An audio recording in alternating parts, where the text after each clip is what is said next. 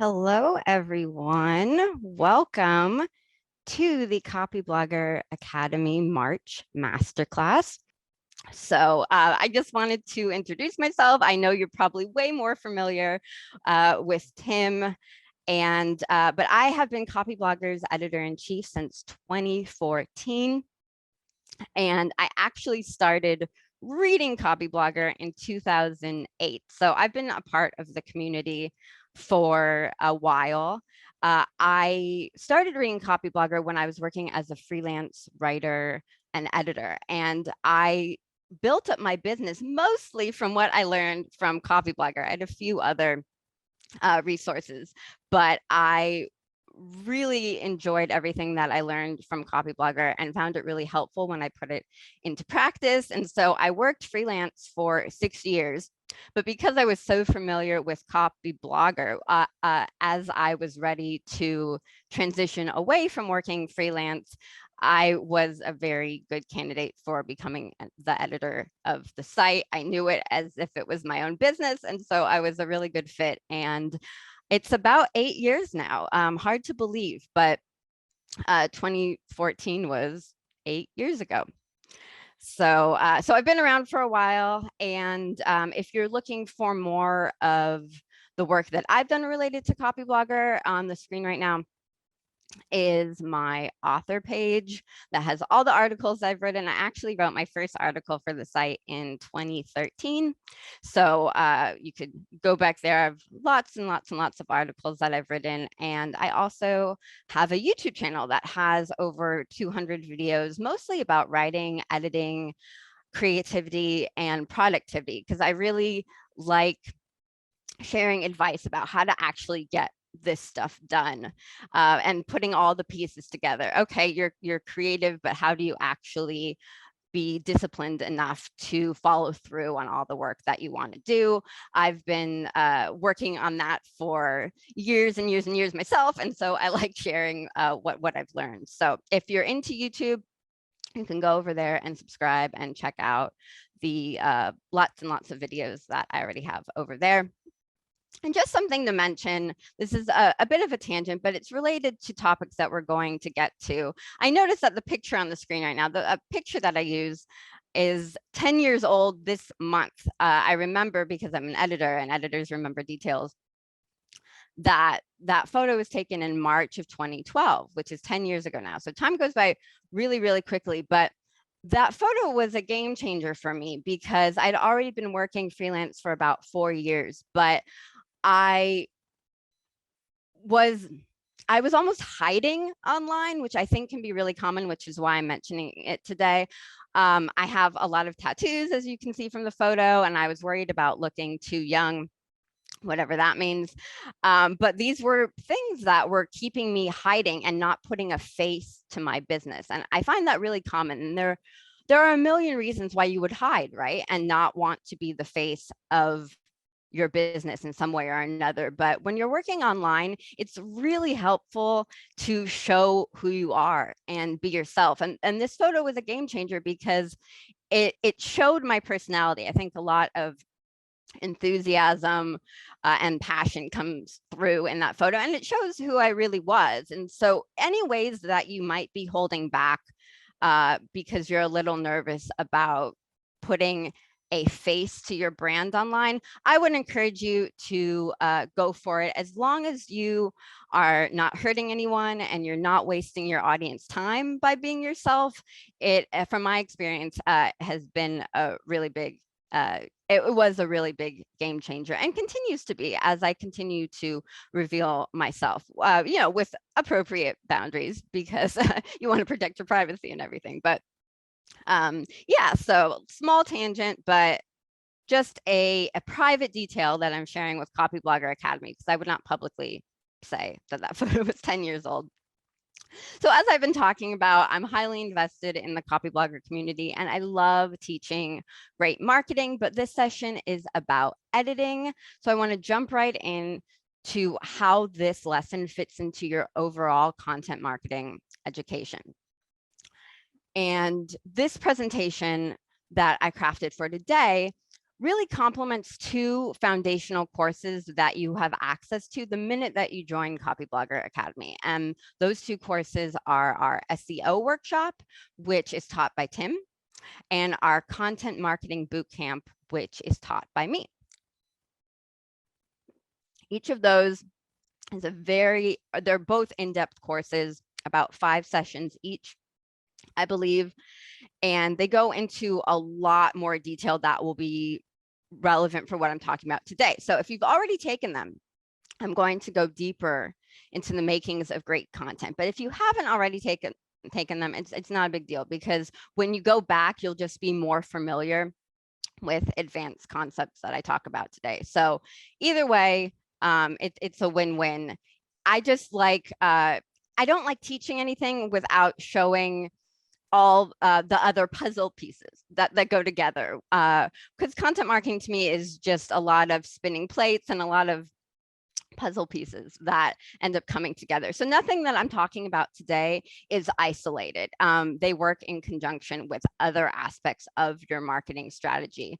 And so, yeah, just to go back to the previous slide again, the SEO workshop and the content marketing bootcamp are really going to give you a solid foundation that complement what I'm talking about today. Because this presentation is about craft, and you're going to learn how to edit an article. So for that, I need to assume that you've already performed the right SEO research and that you know why you've created a piece of content that you now want to edit. So SEO is a really important practice. It's really important to attract people to your content in the first place.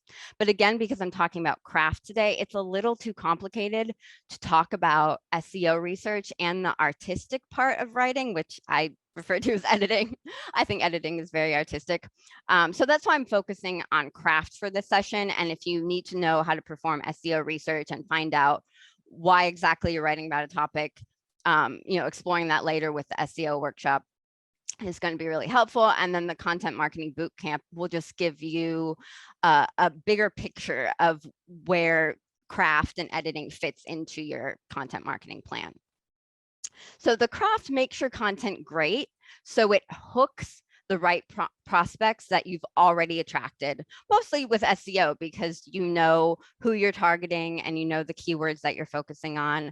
And once you have attracted them to your site, because you've done all the proper SEO practices, you then need to hook them. You need to hook them with great content, and you need to give them a reason to stick around. And your content editing is going to help you with that.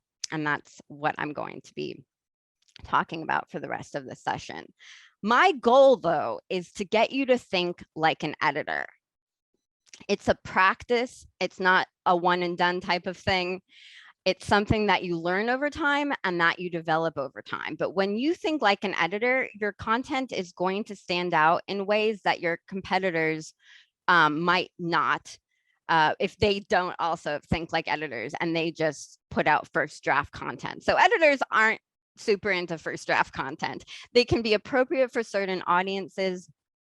I can't tell you what's appropriate for your audience, but refined content that has gone through multiple rounds of editing is usually going to be the stuff that you as a reader or you as an audience member go, wow, I want to keep reading. I want to subscribe to that blog. So thinking like an editor can really be as simple as asking questions about your content at different stages of production. It's being curious and having a curiosity and not taking anything for granted, which I will probably repeat multiple times during this session. Editors do not take anything for granted. So if you only remember one thing from the session when you go back to editing your writing, I'd like you to remember, don't take any word for granted. Don't take any phrase for granted. We want to verify, we want to check that it is the exact right thing that we want to present to our audience. And just asking yourself questions at different stages of producing your content is going to help with that. This is a very individual process. So you're going to develop your own techniques as you go back to your writing. Again, I can't tell you what's best for your audience. So you'll be able to customize that, but this is a foundation for developing your own process. And I just wanted to put on the screen the different sections that we're going to be covering. So you know what's coming up. If you're not interested in one and you need a bathroom break or you need to go get a coffee refill, this is what we're going to be talking about. We're going to go through why content editing is important. We're going to go into reviewing your headlines like an editor, how to catch mistakes. Then I lied about just having one takeaway because I have my top 3 editing tips and techniques that I'd really like you to walk away with a session from and take back to your writing practice. And then we're just going to wrap up with some proofreading and publishing tips. All right. So we have to start with what is editing and why isn't important? Because I think the question of why isn't my writing complete when I'm finished writing it's a really valid question. Why doesn't first draft content work? And it can, depending on your audience, depending on what you do. So I don't want to say any big generalizations or absolutes, but in general, editing is important because it's a communication exercise. You want to make sure that what you intend to convey to your audience is actually conveyed without any confusion. And for content marketing, it's really important because you want to connect to your prospects in ways that your competitors don't. So one question to ask right off the bat to get you to think like an editor is how can you connect with your prospects in ways your competitors don't? And this is a lot more simple than a lot of people think at first. It sounds like a big daunting task, but you don't have to reinvent the wheel here. You just have to know your prospects' needs and wants better than your competitors. And I'm going to get into some examples of what that actually looks like. Let's move on to that. So one thing that's really fun about being a creative person and approaching editing from a creative perspective is that you get to be a critic, which people like to do anyways, all the time. We make judgments of that's good, that's bad, all the time. So you get to be a critic of what else is going on around you in your niche, in the market that you want to serve, and then see what's missing. What are your competitors missing? It's really easy to make judgments and say, I don't like that, or that's bad. It's a little more difficult to actually follow through in your own work and make sure that you do a better job. And you can do that with editing, or editing is your chance to do a better job. So I want to give this an example about screenwriting or movies, because it takes us out of the content world for a second and just gives a little bit of perspective of the judgments that we make all the time about different types of media. And then what actually happens after we make those judgments. So think about a bad movie that you've watched on Netflix or Hulu or any of the streaming services. There's so many movies and TV shows for that matter all the time. There's so many different forms of entertainment. And sometimes, I know I do this. This is where I got this example from. Sometimes you watch something and you say, that's so bad. How was that made? How did that get made? That wasn't good at all. Which leads a lot of people to think, well, I can do a better job than that. If that got made, if that got written and made into a movie, I can write a better movie than that. But then when they actually sit down to write their screenplay or their movie, it is very common that someone will find that it's a lot harder than it looks, that it takes a lot longer than the person would expect. And maybe they don't even finish a first draft because it's really easy to point out what someone else did wrong. It's a lot harder to actually do a better job yourself and follow through and say, I can do a better job and actually do a better job. So what this has to do with content marketing and the business that you want to build is that if you create a product or service because you think you can do a better job than what is already going on in the marketplace, you have to prove it. You have to prove it with your marketing and your positioning. And sharp editing helps you produce the content that demonstrates that you're a better choice. So editing is a really important part of your overall marketing and positioning strategy because it produces better content that's going to help you stand out. I'm going to watch the time for a second before. Okay. All right. So a little bit more about how editing fits into content marketing. And then we're going to get into actual techniques. But I think it is really important that we don't overlook the editing process. Of course, I'm an editor, so I think that. But ultimately, it takes time to build trust. You can't produce just one great piece of content and expect all this business to flow into you. Content marketing is a practice that you do over time.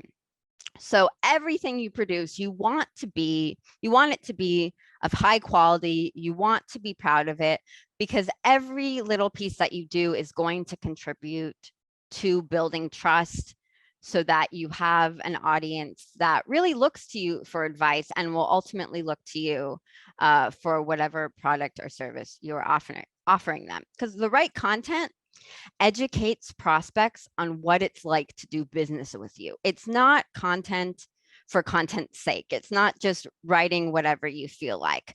It's content that has a business purpose. And editing is what helps ensure that your content does have a business purpose and that what you're writing about serves both your audience and your business. It's an intersection. You're serving a group of people, but you also have to serve your business at the same time. Otherwise, you won't be able to. If you can't serve yourself, you can't serve your audience. So you need to make sure you're taking care of your business and your audience. And once again, editing is what makes sure helps ensure that your content is exactly the type of content that you should be producing for your business. It helps you present yourself as the only reasonable choice for your prospect.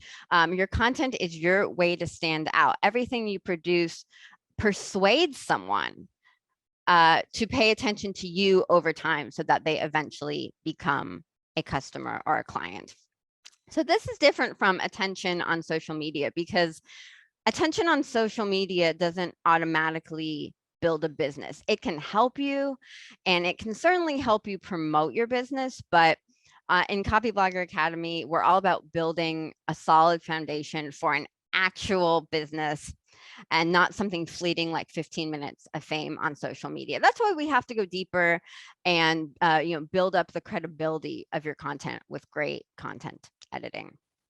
And when it comes down to it, the simplest definition of editing that I like is that editing is the process of clarification and differentiation. That is the really short version of everything that I've been talking about so far.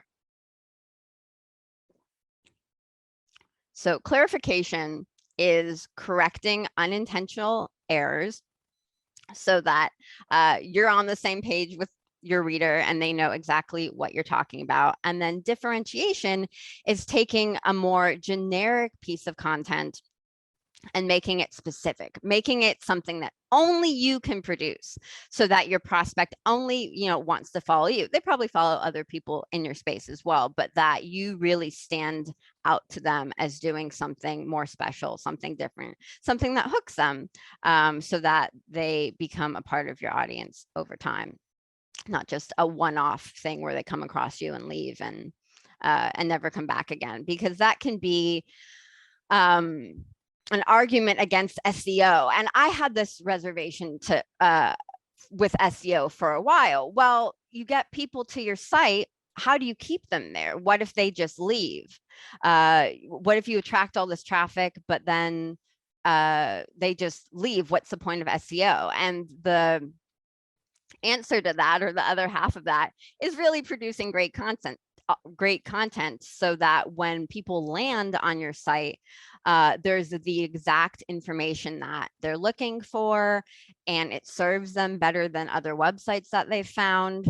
So again, I can't stress enough how much SEO and great content complement each other, because you want to attract the right prospects with SEO, and then you want to keep them on your site. You want to keep them returning to your site. Hopefully you capture their email address because they want to sign up to subscribe to your blog, to your email list, so that they get updates. And the two really work together to ultimately build the audience that builds your business. So when people land on your site because you've attracted them with great SEO, they're going to see headlines. So we're going to start with what to look for when you're reviewing the headlines that you've already drafted up, or the headline of your article. I always draft a few headline or several headline drafts and then fine tune as I go back through after I've written the article to make sure that the headline matches what the article is about. But just for the sake of simplicity right now, let's just say you have one headline draft that's going to be the headline of the article that you've written, and you want to make sure that it sparks interest in someone that lands on your site and it holds their interest. So your article is standing out and it's getting read. Someone's not just bouncing from your site.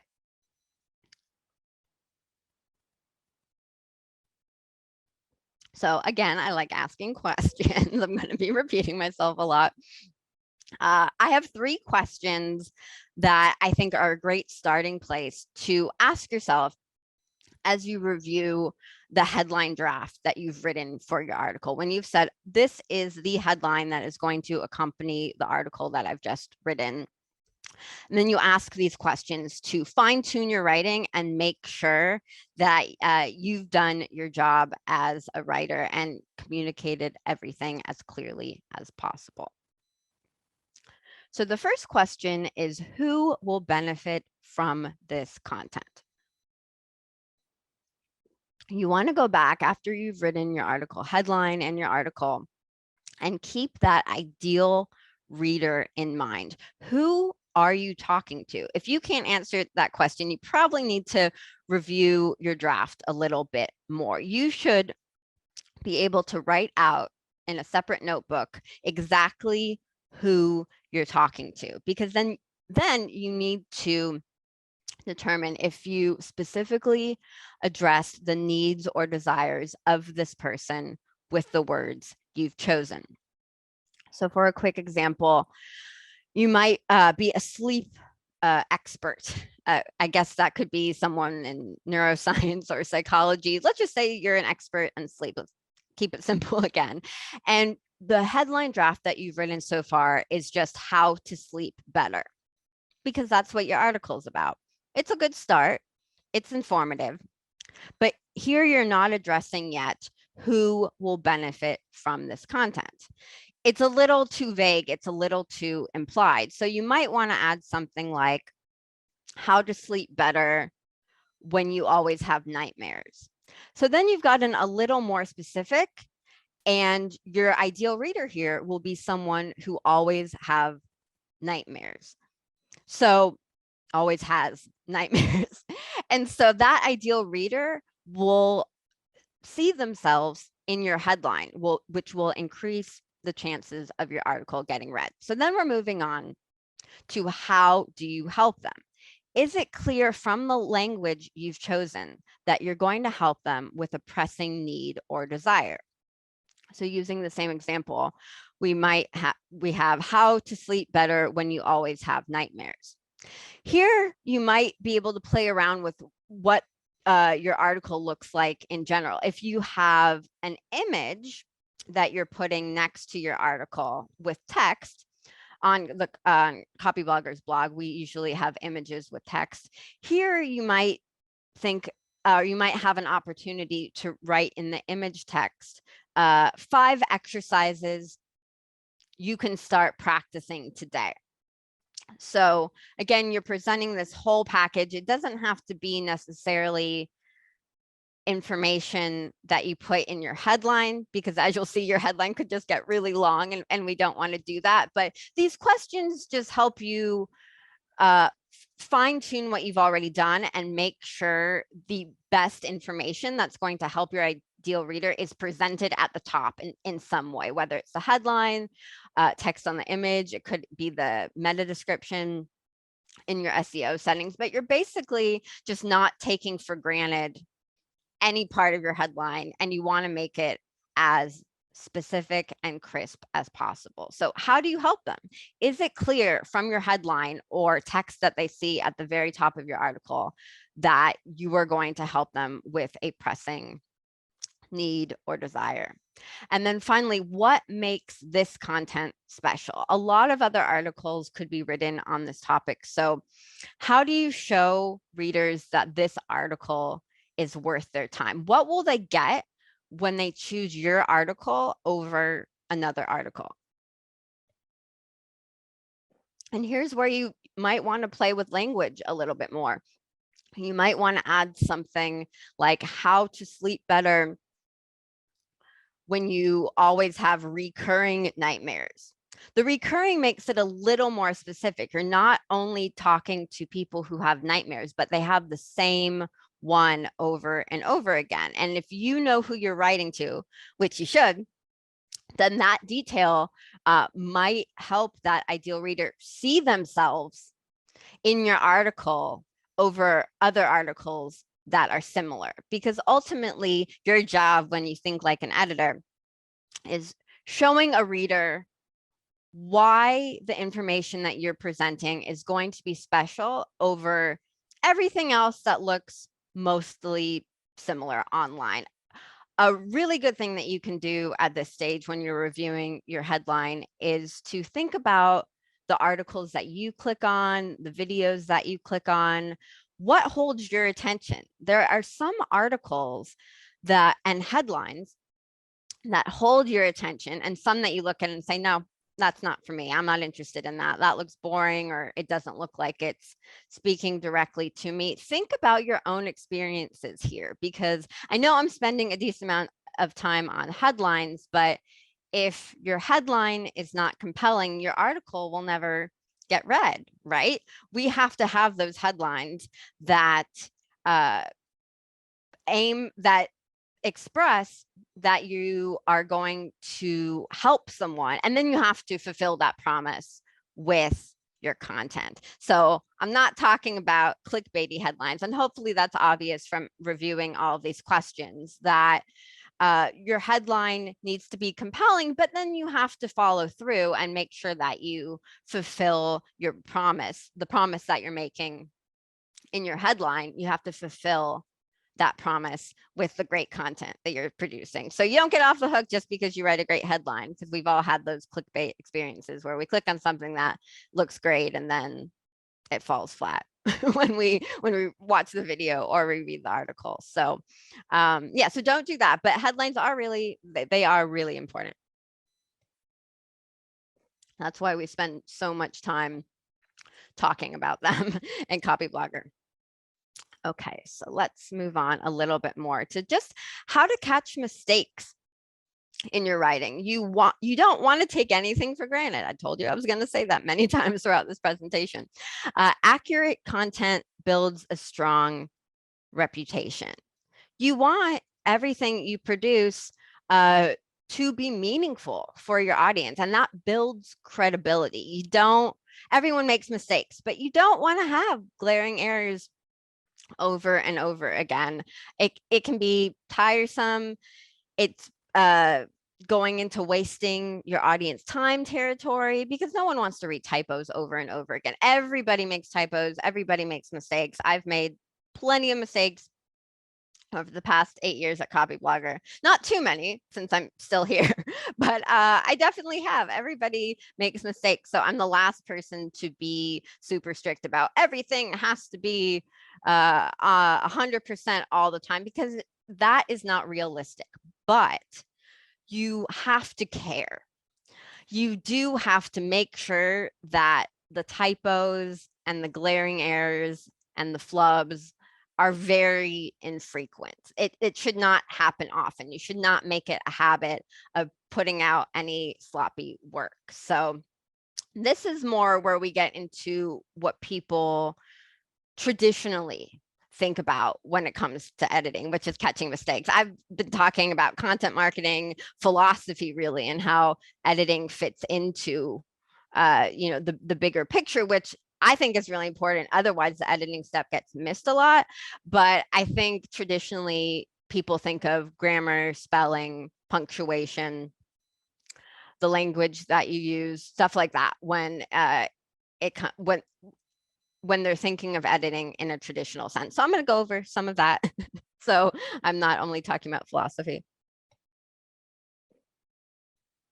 And again, this process, checking for spelling, grammar, punctuation, it's just not taking anything for granted. So these are my top checks that you want to do every time you're reviewing a piece of writing. You want to make sure everyone's names are spelled correctly. It's an easy thing to overlook if you don't realize how upsetting it is if your name is spelled incorrectly for someone else. Like, you need to put yourself in the other person's shoes. I have a name that doesn't have the most common spelling. So if you're writing about me and you spelled my name with a PH instead of an F, that would just be inaccurate. It's not the end of the world. And I don't really care because it's happened my whole life, but it's not accurate. So you don't want to make it a habit of not checking the spellings of names, because it could end up, you don't want the wrong person to be upset about that. If you're, writing an article about someone that you care about, just double check it. This is what editors take the time to do. This might seem, everything on the screen right now might seem a little bit boring, but it's a big part of my job. I've done a lot of this. Just for Copyblogger alone in the past 8 years, but I did lots and lots of editing work before that too. So I've looked up a lot of spellings of names, even if I'm 100% sure, 99% sure I know the spelling of their name. I will look it up. So these are just good habits to develop. Along the same lines, it's names of companies and product names. If you're writing about, people, companies, products, you need to make sure that you get all of those right. And also spellings of titles of books, articles, videos, any research that you've performed to put into your content, you want to make sure that all of those are spelled correctly. And some of these, can slip through the cracks, but if you make it a habit of always checking, then most of the time you're going to get it right. And the thing that I do to verify everything is just keep in my browser, I keep an open tab where I'm always just searching for people's names, verifying a quote.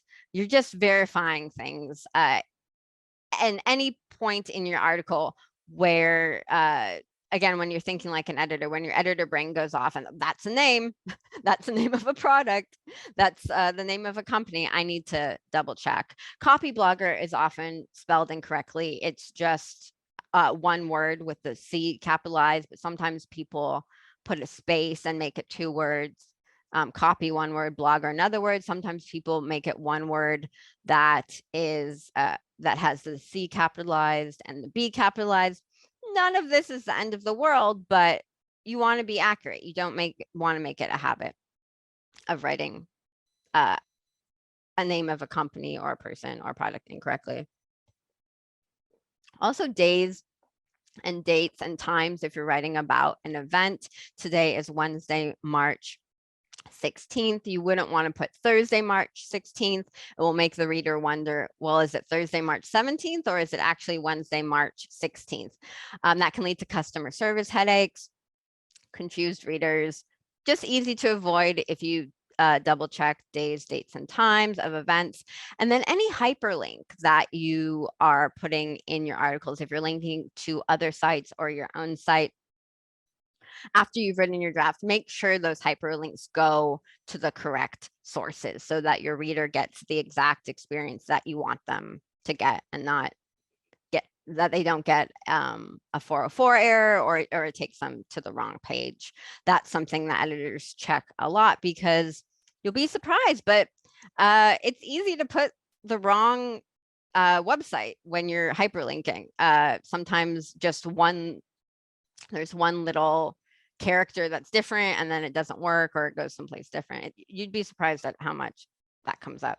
And also grammar checkers. I think they can be really helpful if you learn from them, because if you only rely on them, if you rely on grammar checkers as your editing process, it's going to limit how much you grow as a writer, because you're not paying attention to what it's correcting.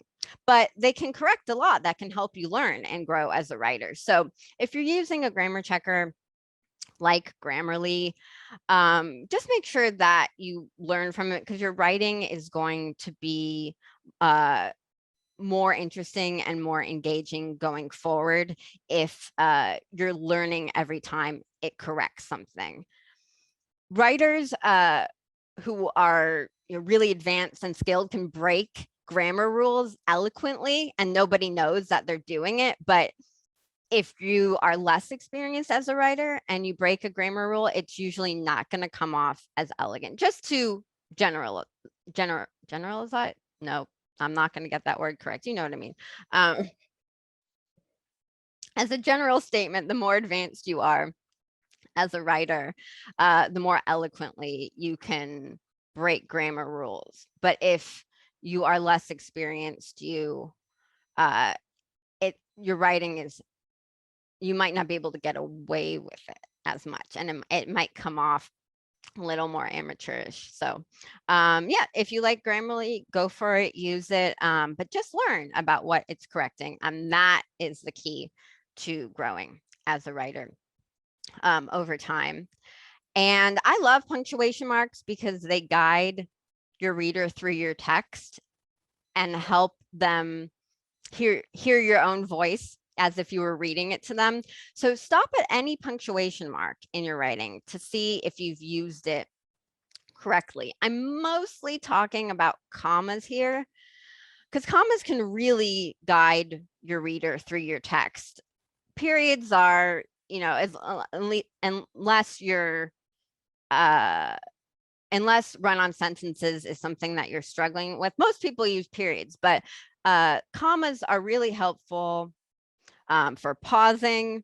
And if you don't have enough, you might want to consider using more. And if you have too many, you might want to consider using less, depending on where you want your reader to pause in your text.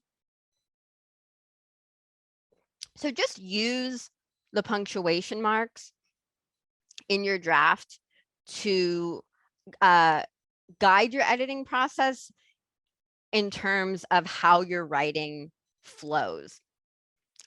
And then something that I love doing is looking for repeated words, especially the first word of each paragraph. Usually these types of things, repeated words, they're not going to be actual mistakes, but you're just creating a better presentation for your reader if you don't start 3 paragraphs in a row with the word you, for instance, or whatever the same word is. I tend to use in my writing the words effective and engaging a lot. So again, through practice, when I review drafts that I've written, I make sure, am I using the same word over and over again? It's a better experience for the reader if you just vary your word choice. And also, while you're doing this, I don't have it on the screen right now, but also making sure your paragraphs are broken up and that you're not flooding your reader with a lot of long paragraphs that might be more difficult to read. If you are looking for repeated words at the beginning of your paragraphs, it could be a good opportunity. And I actually do this a lot too. I realize, maybe 5 lines on a screen it's a little too much for someone to read, and that I might not have originally spotted. So when I'm looking for repeated words, I'll break up a 5-line paragraph into one that's 3 lines and one that's 2 lines, and it just creates a better experience for the reader.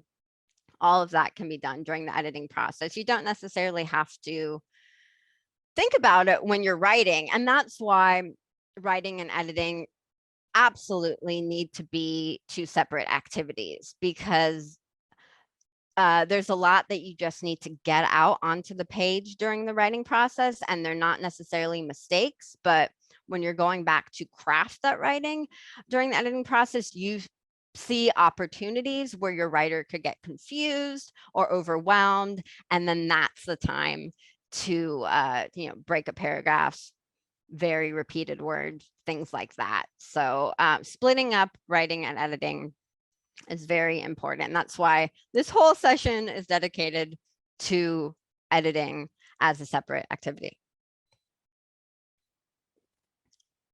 All right, so now these are my 3 big takeaways. I'm talking longer than I thought I was going to.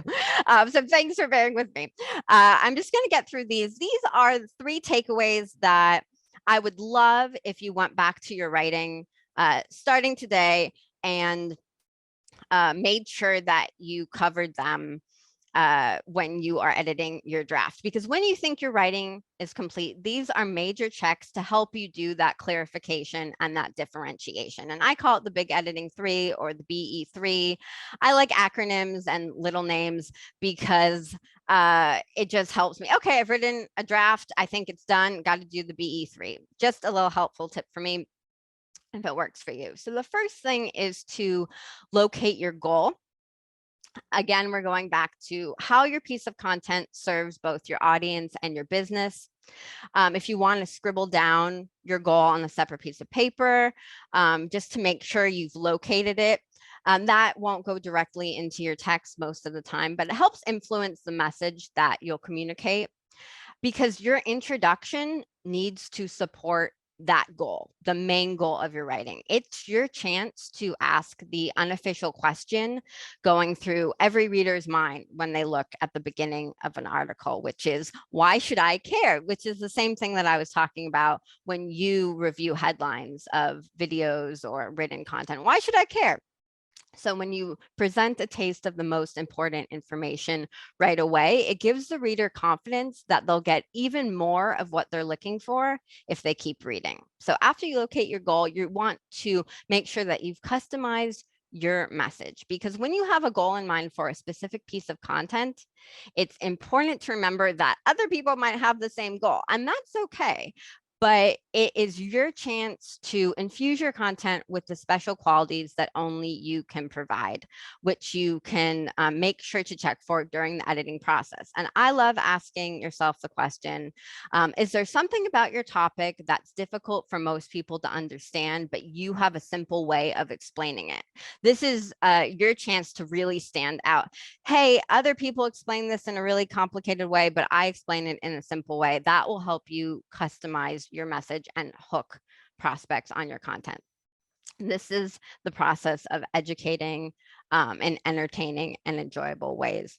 And then the third top editing takeaway is to eliminate distractions, because you never want your reader to guess or have the thought, I don't really follow. What is he trying to say? If a reader strains to comprehend your message, she won't have any motivation to share it. We share the things that we understand easily, that resonate with us, and we want to let others know about them. If we're not sure, we're not going to share them, and you want people to share your content. So every point in your article should reinforce or enhance your main message. That is the ultimate goal of everything I've been talking about. And then if you want to give your writing a proofreading check right before you publish, my favorite tip is reading from the end of your text to the beginning of your text to find mistakes that you were looking for when you're performing everything else that I was talking about, but you might have overlooked. So if you read the last paragraph first, and then the second to last paragraph, you're tricking your brain into looking at your writing like you've never seen it before. So it's helpful to find errors that you might have overlooked, like the misuse of a comma or a spelling mistake or a repeated word. Sometimes if you write the by accident, a typo, it happens, you'll catch it in the proofreading process. And then when you've completed all this, you might be really scared to publish, because what if it still is not up to par? And ultimately, you want to do your best work without obsessing to the point that you don't publish. So if you find yourself obsessing, just ask yourself, does this serve your ideal reader in a clear way that differentiates you from competitors? That question, again, on the screen is really important. I think everything that I've been talking about boils down to making sure your article serves your ideal reader in a clear way that differentiates you from competitors. And if it does, you can publish and move on to keep learning, because you have to keep working to keep learning. And that's it. Now we have time for questions. We have a little time for questions. I really appreciate you bearing with me. I did, again, talk longer than I thought I was going to, but I'm gonna stop the screen share and go back here and see what type of questions we have. Thanks, guys, for getting through this with me. What's going on here? All right, so let me just once again let you know you will get a replay of this. So if I talk too fast or you miss something, you're going to get not only a replay of the video, you're going to get a copy of the slides, everything that was on the screen, as a PDF. So that will probably be by the end of this week. It will come out, you'll get it in an email, and it will be posted in the Copyblogger Academy network. So I think that will be helpful. I know I went into a lot, so I appreciate that. So let's go into the chat and see what I can answer before we have to wrap up. So let's see. All right, Cher says, how do you strike a balance between wanting to simplify versus using more creative, decorative language? I love that question, because it takes a lot of practice, which is not that helpful of an answer. But I think if you had to choose one, I would focus on, as you're learning to become a better editor, I would focus on simplifying. Because as creative people, we tend to we get so excited about everything that we want to write that we tend to put more information than the reader actually needs. So I would really review your writing from the perspective of someone who only has 3 minutes to read your article. Because then you're going to be able to see, okay, if this person is only looking at this for 3 minutes and then they're moving on, what do I want them to know? And that will help you simplify the details that might be excessive. Now, you don't want to cut out too much, again, which is your question, how do you strike a balance? But I think simplifying is what to focus on. And then once you're getting feedback, a lot of this has to do with the audience that you're building. Once you're getting feedback that your articles are indeed helping someone, then I would go into, okay, let's see how I can get a little more creative. Let's see how I can push this a little bit further, and add some more details that I've been holding back on. Start with simple. That is my advice. How do you know when to stop writing? Another good question. I would go back to when you get the slides, the second to last slide, or the last slide before time for questions, where I talk about what you need to be looking for to serve your audience. Once you've served your audience by sharing the information that you want to share, it's time to stop writing. It's not about you anymore. It's not about how to be a creative writer. Everything you write needs to be focused on how it's going to help someone in your audience. So once you've done that, stop writing, edit, move on to the next thing that you can help them with. Is there a magic number on rereads? I like starting with 3. I call it the Copy Blogger triple check. It's what I've been doing since the whole time I've been the editor of Copy Blogger. It's the editing pass, it's a proofreading pass, and then it is a proofreading pass from the end of your document to the beginning of your document. Let's see, what else do we have here? I'm not the best person for must-read books for writers and editors. I'm like Tim's probably said this in past sessions. Most of the things that I've learned, I've worked as an editor for about 20 years now, and most of the things that I've learned are really from doing. There isn't even, currently, or even an older book, the more you write and the more you edit, the more you're gonna get better at it. You gotta let go and just dive in and do it. And I think thanks, Miriam, for asking the book question, because I'm sure there are plenty of good books, but I'm a from doing. I just said I'm going to do this and committed to it. So that helps you become a better writer and editor. Is editing your own work different from editing others? I find editing other work harder. Yeah, I mean, I think it's hard to edit your own work personally, because you're so close to it and you know what you want to say, so you can overlook things that would come off to someone else as a mistake. You can be more of a critic when you're editing other people's work, but ultimately you should be a critic of your own writing too. That's how it's going to get better. Does every content have to be different from my competitors? Can I just strive to make it as clear and concise as possible? Yeah, I think making your own writing as clear and concise as possible is good. I just think it's good to be aware of what other people in your space are doing, because when people are searching for your topic, you want to make sure that they pick what you are producing based on the fact that you've shown them that they're going to get something different. I would really just go back to here when you're talking about competitors, because I'm the first person to not want to get caught up in what your competitors are doing. But you have to keep in mind, and this is the editing lesson, you have to keep in mind how you choose content. When you're searching for how to sleep better, if you have a sleep problem, what would make you choose an article over another article?